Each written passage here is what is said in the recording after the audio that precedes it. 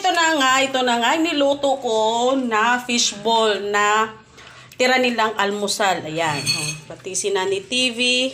Ayan. Hindi na merienda ginawa nila, kundi kain na. Oh, diba? Oh, sana Nani TV, oh, sus Mariosep. Singit lang ng singit. Box out ng box out. Yan. Ang sabi ko, merienda. Pero hindi nila ginawang merienda. Kanin. May kanin ang merienda. Masarap daw kasi. Diba? Anong masasabi nyo sa luto ni Eloy? Masarap. Oh, masarap. Anong masasabi mo?